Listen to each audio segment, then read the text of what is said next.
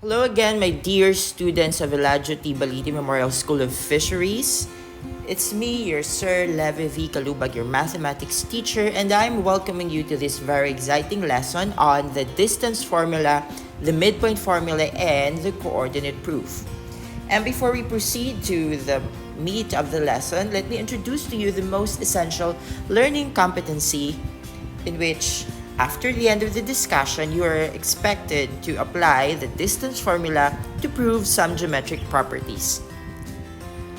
To start with, let me introduce to you to certain points and concepts that you might be having difficulty with as we go along the lesson. First is we have the coordinate proof. The coordinate proof is a proof that uses figures on a coordinate plane to prove certain geometric relationships. Second, we have the distance formula.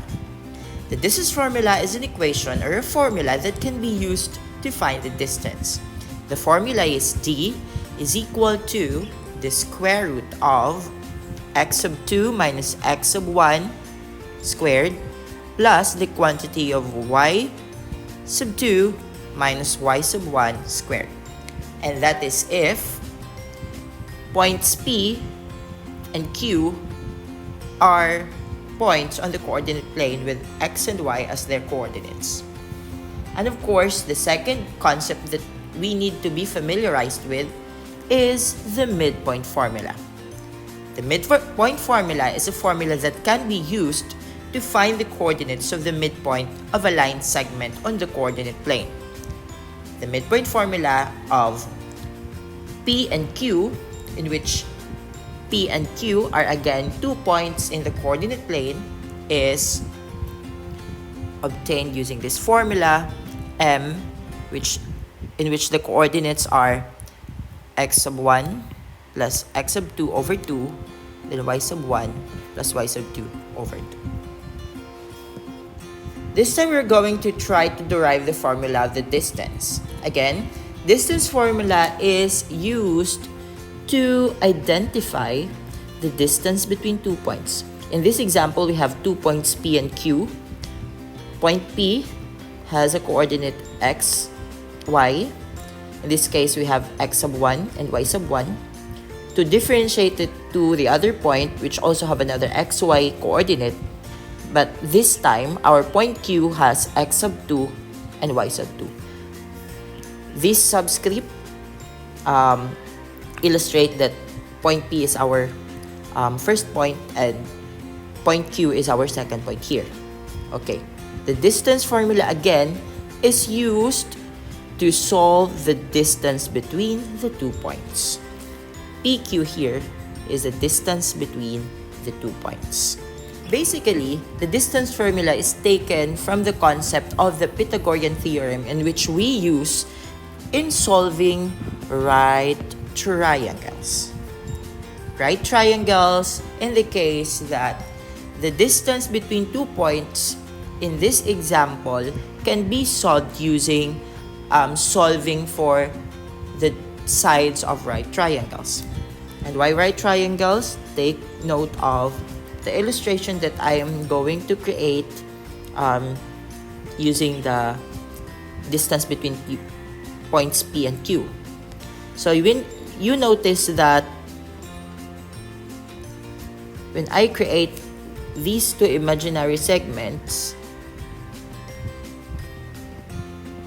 alright, we actually create a right triangle with the sides,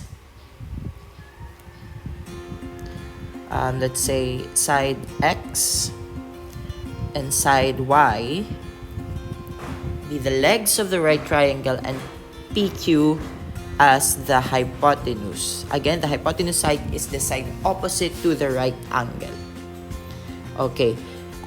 Minsan, madali mag-solve ng distance if the two sides or the 2 points are just along the X and Y axis, or they are horizontal lines, or they fall on horizontal line or vertical line. Why? Because you just count the units. For example, what is the distance between this point and this vertex of the right triangle. So what do?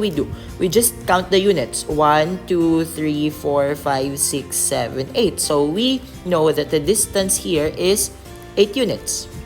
For the vertical side here, we can easily say that the unit is 1, 2, 3, 4, 5, 6. So you have 8 here, you have 6 here. But what about for this side?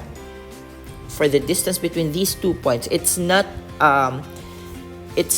latent that we can count the units because we don't have exact units here. So if you're going to estimate it, you could get a wrong answer. So to do that, we're going to make use of the distance here of x and the distance of y using Pythagorean theorem to solve for this side, the hypotenuse side of the right triangle in which the distance between points P and Q. To obtain that, we are going to recognize or determine the distance of the x side, in which you can actually get by subtracting the rightmost point minus the leftmost point to get the distance. For example, you have 10 and 2. 10 minus 2 is 8. So here you may just say that it's x sub 2 minus x sub 1, and that is the distance. And then for the vertical side, you just get the y-intercept. The y-intercept is this one. I know, it's y-coordinate.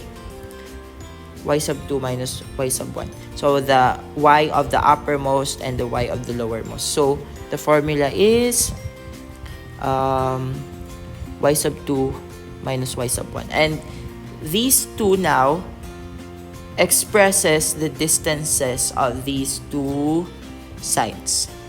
So using the Pythagorean theorem, this formula, we can now solve for PQ. And our PQ is our C. Okay, the hypotenuse. So remember that to solve for C using the Pythagorean theorem, you have C is equal to square root of A squared plus B squared. If you still remember this formula, and our A, let's say, is X and our B is Y, X and Y. So from that, we can solve for PQ by deriving this formula, square root of A squared plus B squared. So we can say that the distance between the 2 points P and Q is equal to the square root of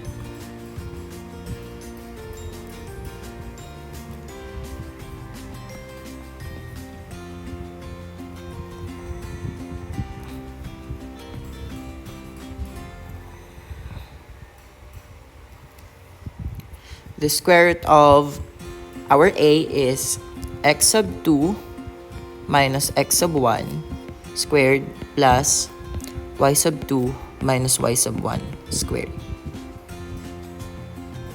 Okay. And actually, this is now the distance formula. And therefore, we can get a generic formula out of this. Let's say D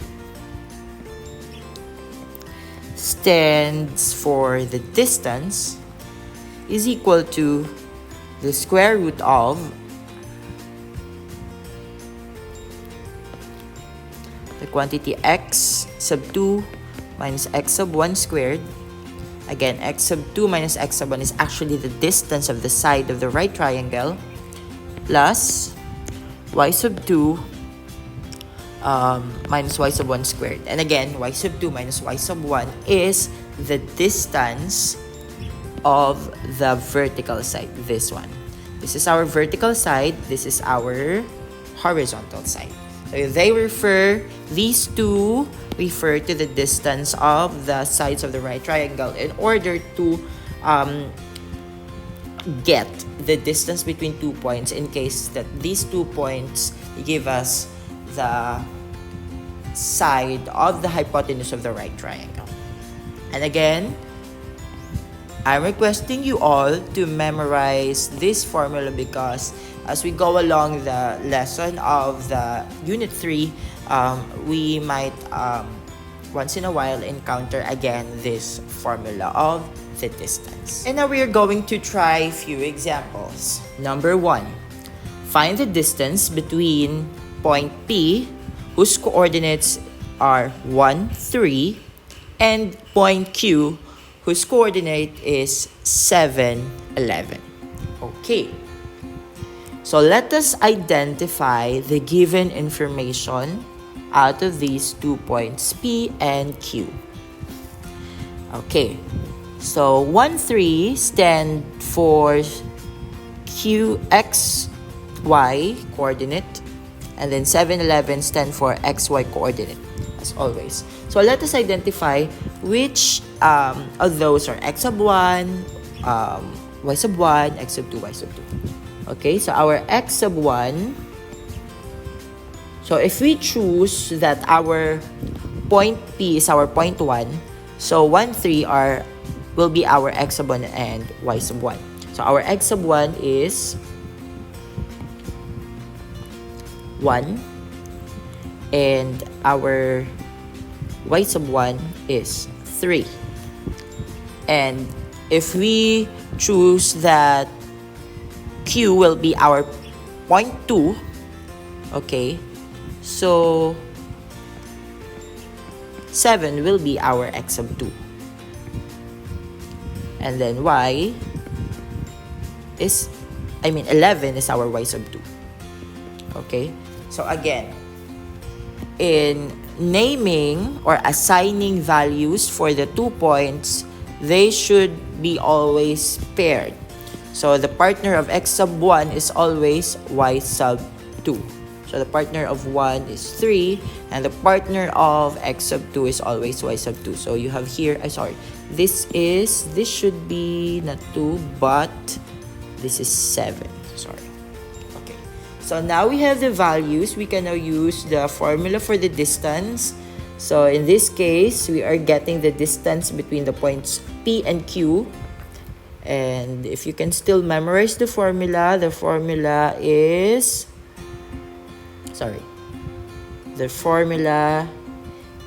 expressed in X sub 2 minus X sub 1 squared plus Y sub 2 minus Y sub 1 squared. And then, of course, to proceed, let us substitute the values. Okay. So the values, X sub 2 is 7. Here, 7. So we have 7 minus X sub 1. And our X sub 1 is 1. Okay. So it's 1 squared plus our Y sub 2 is 11. So we're going to write here 11 minus Y sub 1. Our Y sub 1 is 3. Okay. And then evaluate. We have again square root of. So what is 7 minus 1? 7 minus 1, of course, is 6. Okay, so we have 6 squared plus 11 minus 3 is 8. And that's 8 squared. And that is equal to the square root of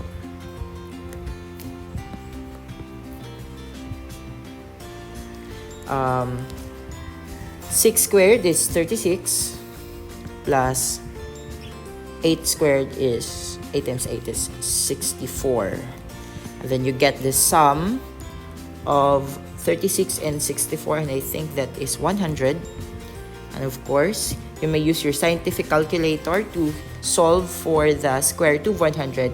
And of course, that is positive and negative 10. But in this case, because we are dealing with distance between 2 points, so we don't have negative distance unless it's vector. So we are going to use the positive value. And so the distance between points P and Q is 10. And if we are not specific with the unit of measure, we'll just write 10 units. And that's it. The distance between the point P and Q is equal to 10 units. Let us have another example. In this second example, we are going to determine the distance between the points A and B, whose coordinates are 1, 6, and 5, -2, respectively. Okay, so first, we are going to identify our x sub 1, y sub 1, x sub 2, and our y sub 2. Again, if you're going to assign 1 as our x sub 1, then automatically 6 should be our y sub 2. I mean y sub 1, sorry. So we can write here x sub 1 is equal to 1. Y sub 1 is 6. And of course, if our x sub 2 is 5, it should be always partnered with our y sub 2, which is -2. So we can write here 5, and then we have -2. Okay, so again, let us write the formula for distance. Okay,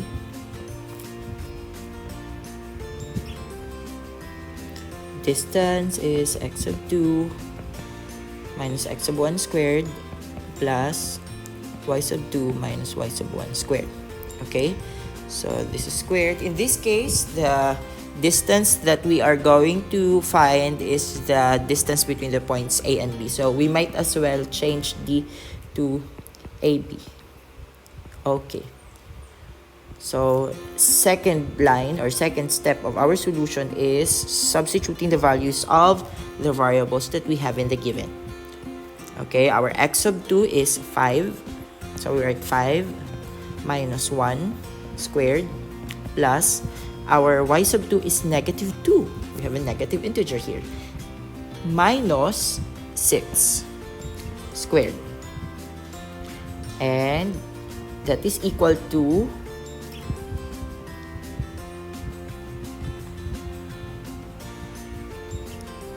again, we have 5 minus 1. We have 4 squared plus, okay, -2 minus 6. So the rule of integer, this will be -8 squared. And again, equal to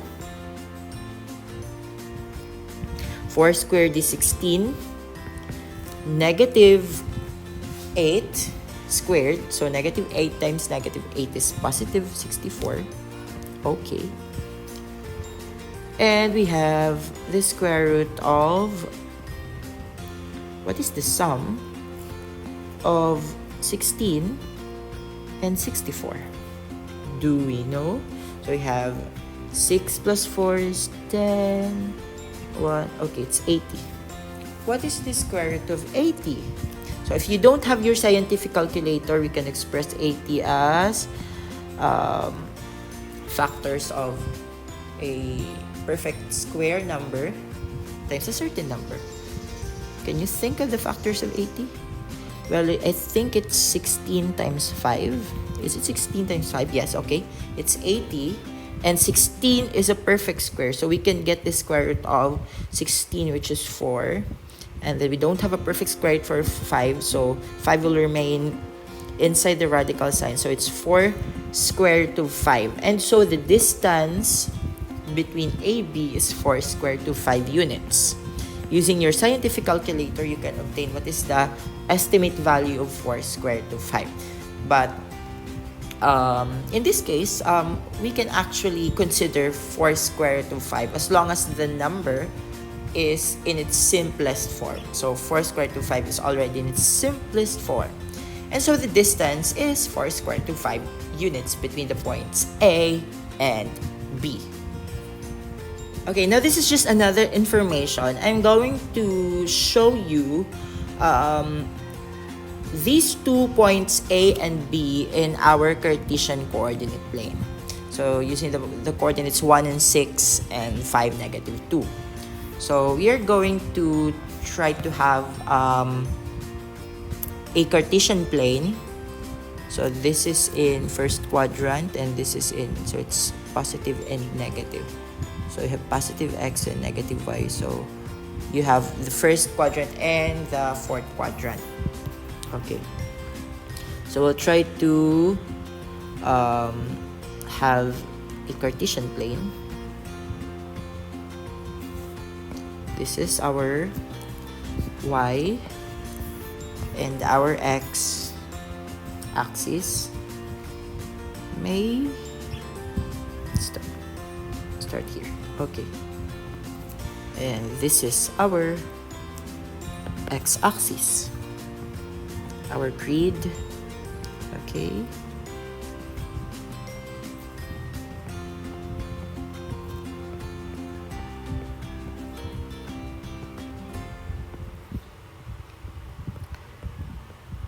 Okay, so this time we are going to locate point A. Point A is at point 1, 6.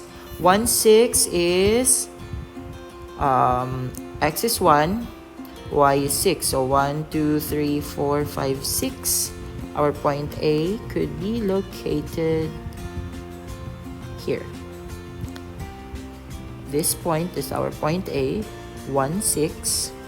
And our point B is 5, -2. Where is 5, -2? So we count from the origin 1, 2, 3, 4, 5, 1, 2, down. So our point B is here. Our point B is there. It's 5, -2. So the distance between A and B is actually 4 square root of 5 units. So the distance between these 2 points is 4 square root of 5. So that is how we illustrate these 2 points in the Cartesian plane. So again, if you're not going to use the distance formula, you can solve that using the Pythagorean theorem, because we can easily get the 2 sides of the right triangle. Yan. And that's it. That's how we illustrate 2 points in a Cartesian plane. The second concept that we are going to learn today is the midpoint formula. Again, if L, whose coordinates are x sub 1 and y sub 1, and N, whose coordinates is x sub 2, y sub 2, are endpoints of a segment, and M is the midpoint, then the coordinates of M is obtained by getting x sub 1 plus x sub 2 over 2 as the first coordinate, and y sub 1 plus y sub 2 over 2 as the second coordinate. So to illustrate the midpoint formula in the Cartesian plane, so if we have these 2 points L and N, and M is the midpoint. So when we say the midpoint, that is the point at exactly half of the distance between L and N, or N and L. So assuming that this is the exact half, so the coordinates of M is obtained by getting actually the average of the 2 x's. So to get the average, we just add them together and then divide them by 2. And then of course get the average of all the y coordinates. So we add them together and then divide them by 2. And that's it. We have the formula for the midpoint. Okay? So we'll have example. The coordinates of the endpoints of segment LG are -3, -2, and 8, 9. What are the coordinates of its midpoint? So again, let us identify our x sub 1. Our x sub 1 could be -3. Our y sub 1 could be -2. And then we have x sub 2. Our x sub 2 could be 8. And y sub 2 could be 9. So to get the midpoint, we just get the average of 2 x's. Our 2 x's are 3 and 8. So we get the sum of 3 and 8. Divide them by 2, and then we have another negative 2 for y, plus another 9 for another y over 2. And the midpoint is, okay, what is negative 3 plus 8? That is 5. Is it 5? Yes, it's 5 over 2. And then negative 2 plus 9 is 7. It's 7 over 2. So 5 over 2 and 7 over 2. So this is now the midpoint. Or you can express your final answer in decimal. So you have another option in writing your final answer. 5 over 2 is actually 2.5. And then 7 over 2 is 3.5. So you can easily locate them in your coordinate plane. So the midpoint is located there. So for example, ito siya. Here. This time, we are now going to use the distance formula in proving certain geometric properties. Let me review to you the guidelines in proving geometric properties using the distance formula. First, use the origin as the vertex or center of a figure. Origin, again, is the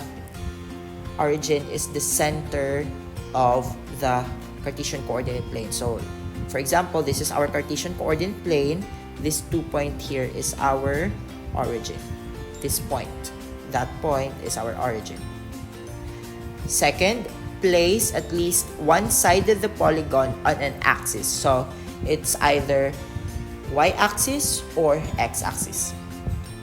Third, keep the figure within the first quadrant. And fourth, use coordinates that make computation simple and easy. So remember those 4 guidelines in using the distance formula in proving geometric properties.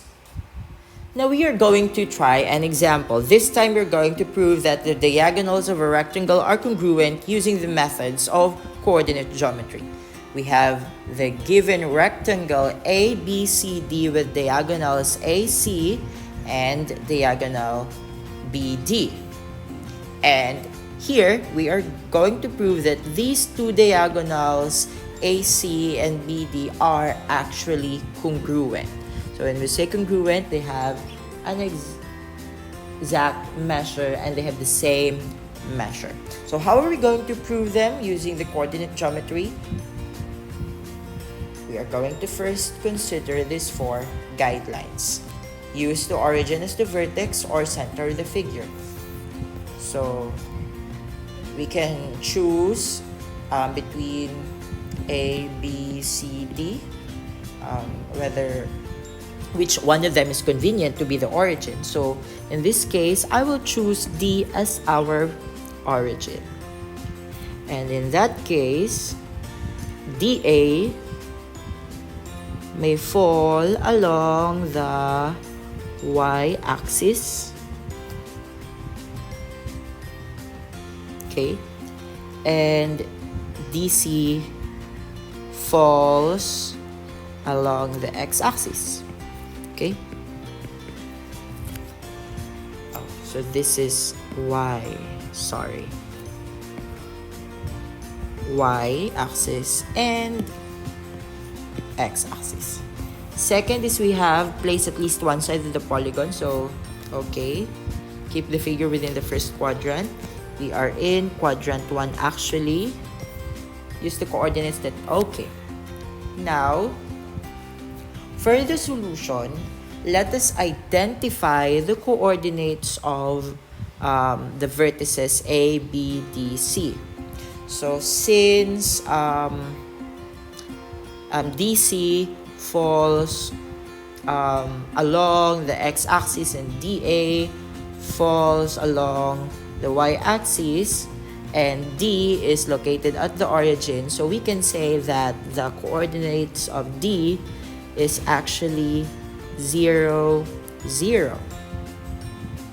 And the coordinate of C is actually, since the distance between DC is x, so it's x, and our y coordinate is 0 because it falls along the x-axis.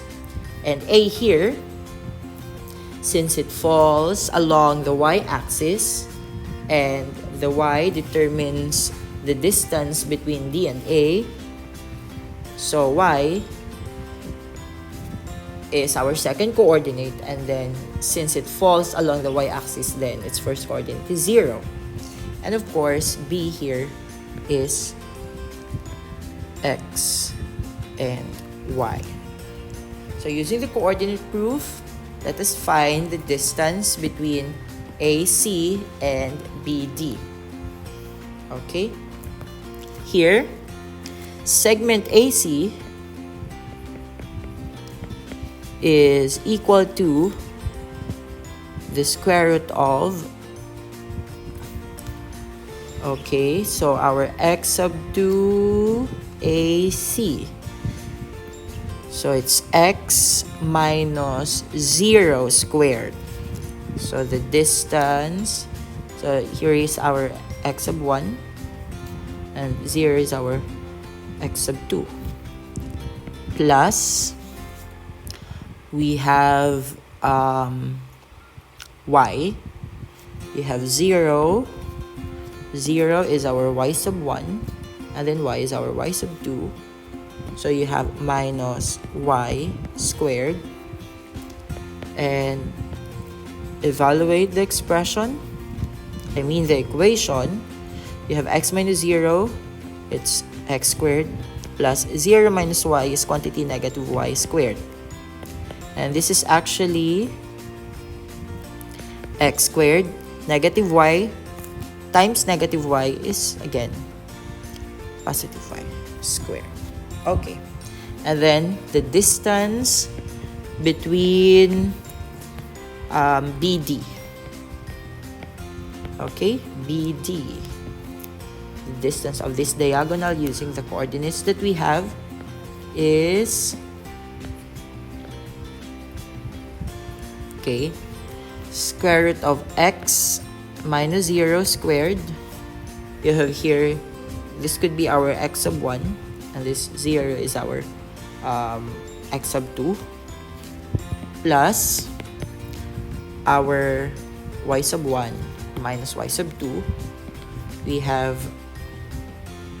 y minus 0 squared. And then simplify, this again is x squared plus y squared. And as you see, AC and BD have the same distance, and therefore they are congruent. So we have proven this theorem that the diagonals of a rectangle are congruent using the method of the coordinate geometry. And this is our proof. Okay? So you have actually learned to use the distance formula, and maybe in some situations you can use the midpoint formula in proving geometric properties. And that's it for today. I hope that you enjoyed this short video discussing the distance formula, the midpoint formula, and the coordinate proof. Thank you and God bless.